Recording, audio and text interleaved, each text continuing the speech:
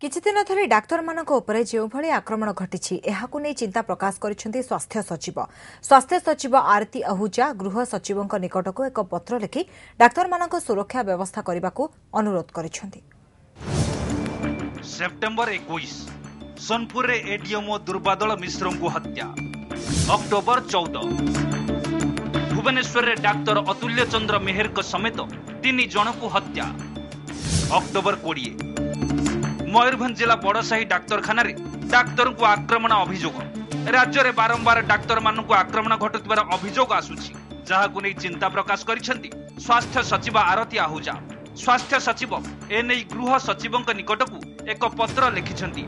ए हेउछि सेही चिठी जेउथिरे से लिखिछंती बारंबार घटुथिबा एमिति घटना द्वारा डाक्तर और डाक्तरखानार कर्मचारी माने निजको असुरक्षित मने करुछंती। सेमानकु सुरक्षा जोगाई देबा लागि राज्यर समस्त थाना को निर्देश देबाकू गृह सचिव को से अनुरोध करिसेंती। एथिसह आक्रमणकारी विरोध में एतला रुजु करबा उपरे मध्य से गुरुत्वारोप करिसेंती। स्वास्थ्य सचिव सह स्वर मिलाइछंती बहु विशिष्ट डाक्तर। नहीं एटा तो गोटे उचित पदक्षेप, कारण जोटा कि आमे कम बयस जोटा कि आमे स्टेप नहीं पारथुलु, साहस सहित डील कर पारथुलु। एबे अनेक डाक्तर टिके गोलमाल देखले भी संगे संगे रेफर कर दउछंती। सेमाने आउ सेटा स्टेप नबाकू राजी होनांती, भय करूछंती।